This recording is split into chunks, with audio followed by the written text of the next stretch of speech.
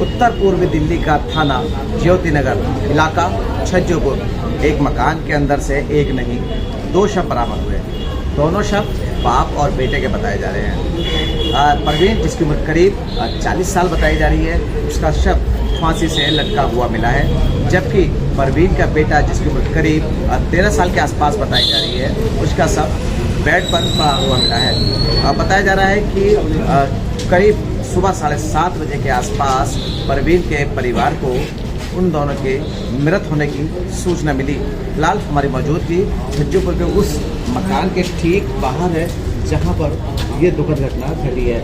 दरअसल ज्योति नगर का ये इलाका, जैसा कि हम बता रहे हैं, छज्जोपुर है और पुलिस के आला अधिकारी मौके पर पहुंच गए हैं, मामले की जांच कर रहे हैं। एफएसएल की टीम मौके पर पहुंच गई है, क्राइम टीम मौके पर पहुंच गई है, तमाम साक्ष्यों को जुटाने की यहाँ पर कोशिश की जा रही है। लेकिन सबसे बड़ा सवाल ये खड़ा होता है कि जब नैतिक का जो शव है वो बेड पर पड़ा मिला है, अब नैतिक की जो मृत्यु हुई है वो कैसे हुई है, पोस्टमार्टम की रिपोर्ट के बाद ही साफ हो पाएगा। लेकिन इलाके के लोग जो भी सुन रहे हैं, बड़ा दुख का ये माहौल है।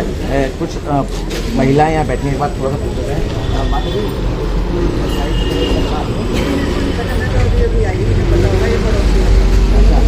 मैं तो दूध लेने के लिए उठी थी, मुझे दूध वाले ने नहीं बताया, बल्कि थी जानती यहाँ कोई रो रहा है।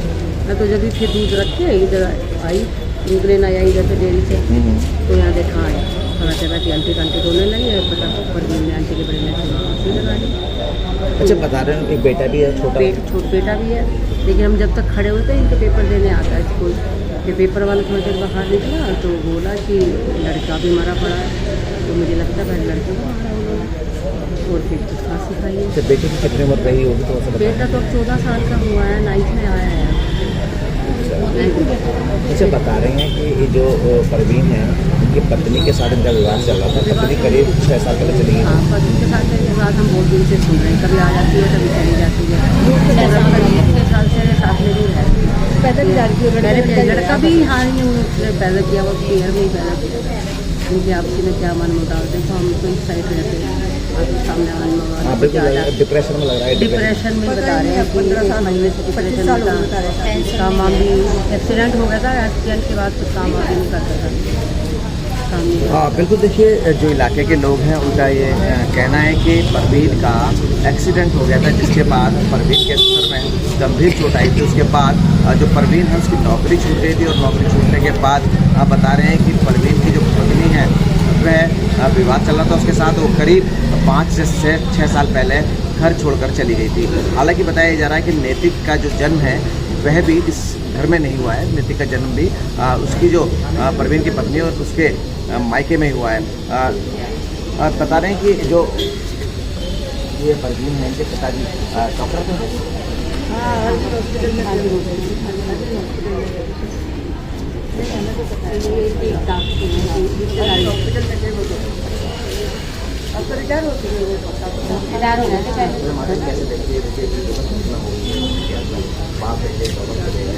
बूढ़े माँ बाप है, जो बड़ा बेटा है वो भी उनके साथ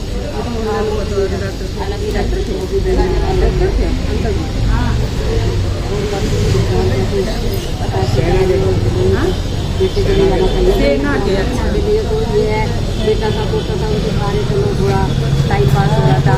अब अकेले तो टाइम काटना मुश्किल है ना इतने। अब तो शरीर भी काम नहीं करेगा। उनके सारे चलो खाना खा रहे थे, बना रहे थे, खा रहे थे, बच्चे के सारे सब काम हो जाते। लेकिन अब अकेला तो आदमी बनाने की सोच भी नहीं सकता ना। हाँ बिल्कुल, देखिए बहुत बड़ी ये घटना है, दुखद घटना है। बूढ़े माँ बाप हैं घर में, अब अकेले रह गए हैं।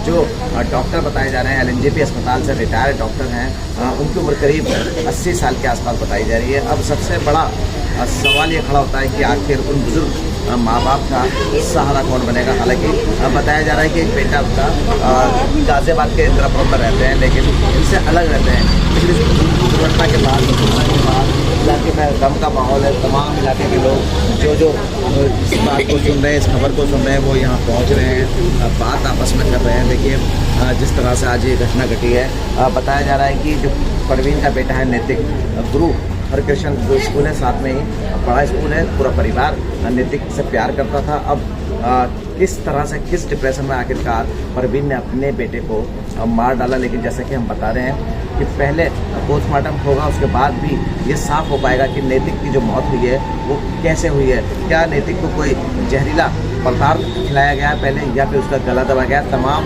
जो प्रश्न है वो, उसका जो सवाल है, उसका जो जवाब है वो पोस्टमार्टम की रिपोर्ट के बाद सामने आएगा। लेकिन जैसा कि बता रहे हैं कि परवीन का तो ये साफ हो गया है कि परवीन ने फांसी लगाई हुई थी। अभी तक परवीन का जो शव है वो उतारा नहीं गया है, क्योंकि क्राइम टीम मौके पर पहुंची है, एफएसएल की टीम मौके पर। तमाम इंस्पेक्शन के बाद, जांच के बाद परवीन के शव को बाहर नीचे उतारा जाएगा और उसके बाद गुरु तेग बहादुर अस्पताल की मोर्चरी में रखवाया जाएगा।